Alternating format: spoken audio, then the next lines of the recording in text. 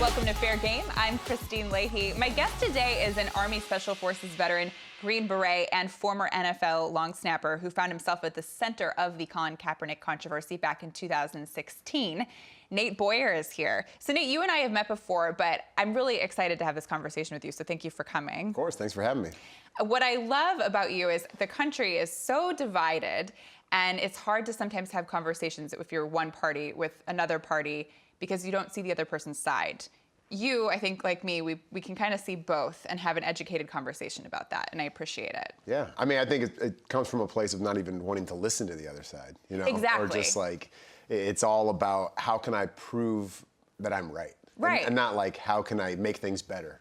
If you're not willing to at least engage and listen and understand that your experiences are your experiences, and you know, it doesn't make it right or wrong, and it's so much more complicated. If you can at least accept that, if we can all accept that, I think we'll move forward at least somewhat. I couldn't agree more, and I want to get to all of that and the Colin Kaepernick stuff, but I want to go back into your journey a little bit because it's very interesting. You decide to go into the Army after 9/11. Now, was it because of what happened on that day, or you had already been deciding to do that? You know, my senior year in high school, I'd thought about the military. I actually had a recruiter over to my house, and I thought I wanted to be an airborne ranger, but I didn't really know what it took. I probably wouldn't have made it at that time, and also my parents sort of helped talk me out of that and at least say, look, you don't really know if you want to do this. You're just not sure what you want to do. Why don't you think about it? And I ended up not doing it, and I moved down to San Diego. I worked on a fishing boat for a while, did all these odd jobs, and then 9/11 happens, and I started thinking about it again, but I still didn't join right away. It wasn't until I actually went over, I started traveling, started backpacking around the world, and I ended up in the Sudan, in the Darfur, doing relief work at these refugee camps, and it was like, you know, my first experience in the developing world in a place that's just war-torn, and the people have nothing, and I felt this urge to not only like help them, but to like fight for them. And it was at that time that I thought maybe now is the right time for the military for me. And my last week in country, I got malaria, and I'm bedridden, and I'm listening on this little BBC radio of like the play-by-play of the Second Battle of Fallujah and these Marines and how bravely they were fighting for these people. And I came back home and I knew the military was the next step for me. So you wind up staying in that for 6 years. And then at the age of 29, you decide to go to college. Right. Not only that, but to walk onto the football team at the University of Texas. How does that happen? So I was in Iraq, and I made this decision like, all right, I'm going to be 29 next year. If I don't go to college now, I'm never going to go. And I thought, so growing up, I didn't play football. Mm-hmm. I played every other sport, and I regretted not playing football. It bothered me. So give it a shot. At 29. I figured I had what it took to at least not quit and make it through training to become a Green Beret, right? So if I go walk onto the football team and try out, like the worst thing that's going to happen is they're going to cut me, but I know I'm not going to quit. And there's no way that's going to happen. So why not give it a go? So I'm in Iraq, and I'm like Googling, you know, football workouts and trying to teach myself how to backpedal and run routes and all that. And I come back, and the University of Texas was the only school I applied to. And I was able to at least try out and walk on, and I went as hard as I could in the wrong direction for a few weeks until they couldn't cut me. For sure, and it kind of worked out because then you wound up going into the NFL and becoming the NFL's oldest rookie at 34 years old. It's a really insane journey that you had. You had offers from Seattle and the Rams. What made you choose Seattle?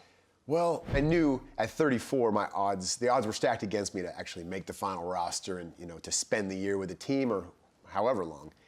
And with all things being equal, the Seahawks had been to back-to-back Super Bowls, you know, and they had this like amazing energy about this team and the characters, and it was the Legion of Boom and Pete Carroll and all this stuff. And no offense to the Rams at the time, I'm actually a Rams fan now that they're in LA, but it was when they were in St. Louis, they weren't doing so hot. And I just figured, you know, if I'm gonna get cut, if I'm not gonna make it, I'm going to not make it with the most elite team, just like I did in the Special Forces and I did at the University of Texas. So that decision was sort of made for me by their past history. Yeah, that makes a lot of sense. Yeah. So once you're out of the league for a year is when Colin Kaepernick, now infamously, was sitting during the national anthem. And you're sitting there having participated in the NFL, and you also have participated in the military. Right. What was your initial reaction when you saw that? You know, I think I initially saw it through social media, like we see everything these days, it seems like. And I mean, I was upset, I was hurt. I grew up a huge 49er fan because I was from the Bay Area. Joe Montana, Jerry Rice, Ronnie Lott, these were my heroes growing up. And so Kaepernick became one of my heroes because I pulled for the guy.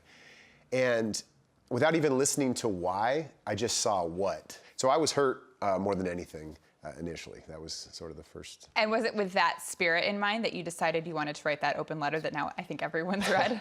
Yeah, I think it was. I mean, I got reached out to by a few different publications about, I think they wanted me to write an opinion piece, probably about, probably leaning towards why he's wrong and why he shouldn't do this and why it's important to stand, which a lot of people feel that way. I even felt that way, you know, in some ways, but I was like, how is that gonna help the situation? How is it gonna help anything? A, and B, I don't even know where he's coming from. So I just said I'd like to write him an open letter as if I was in the room with him, much like I'm sitting here with you for 5 minutes, and just could share about my experiences, but then also, you know, be willing to listen to his and ask him where he's coming from. And, you know, through that, like you said, the letter went sort of viral, and he ended up reaching out and wanted to meet the next day down in San Diego before they played the Chargers in their final preseason game. Well, it created a lot of controversy, right, when he sat, because there were a lot of military members like yourself and then just people who support the military who thought that that was extremely disrespectful to them. But once you start diving into the conversation, you realize that it wasn't necessarily a shot at the military. It was more that he felt like the country wasn't representing him and what he stood for. And I think it's important that we all kind of see what's going on in the country that's not right in front of our face. So that's kind of the discussion that you had, right, with Colin? Yeah, absolutely. And you know, I'm not going to say what he's been through, what he's experienced, but I think what he was doing, the more I've kind of learned about it, I feel like what he's doing is standing up for those people that have maybe experienced tougher things than he'd had to experience, right? But he could still be that voice for them because somebody needs to say something, right? Sure. Somebody needs to do something if you have that platform. Listen, the reason that people listen to him is because he had this platform of the NFL, and I think that's a really important position that he can use that for. But when he does things like wear socks with pigs on them, it diminishes what he's saying a bit, because I also think at the same time it's important to not have police officers turn their back on the community as well.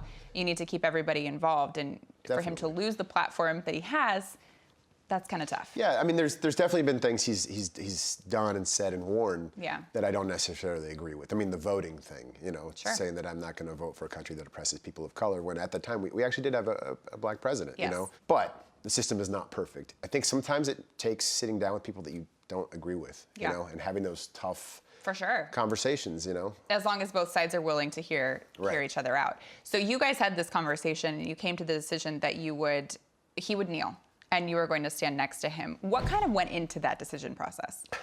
I mean, when I went down there to meet him, I didn't really have, I don't think either of us really had an agenda. It was just, I think from his perspective, things just blew up very quickly, and it was like wildfire, you know. We're just in a divisive time. It was the middle of the election. So he didn't expect for this to all happen? I don't think that big, that quick. Okay. I could be wrong. Okay. But was it just the two of you in the room? Just Eric Reed sat with us too, actually. So me, Colin, Eric Reed in the just in the lobby of the team hotel. It was interesting. I mean, because it was just a conversation like we're having now. It was like, I mean, he was very respectful of not only like my service, but just of me in general. And we started to talk about the protest itself, the gesture, I guess, you know, and I showed him messages from people I served with that, you know, were upset with certain things, and I tried to explain to them, look, it's not about that, it's not about this. What was his reaction to that? You know, he was sensitive to it. You know, he looked at some of these messages and was just like, it was like, wow, like what can I do to not hurt people like that? I just suggested, I said, look, if you're going to do anything, I think it needs to be alongside your teammates, first of all. And I said, if you're at least willing, if you're not going to stand, if you're at least willing to take a knee, I think it's more respectful. Never in history has kneeling ever been like a disrespectful act. I mean, people take a knee to pray, propose to their wives, you know, address the king and queen, whatever. It's always like respect.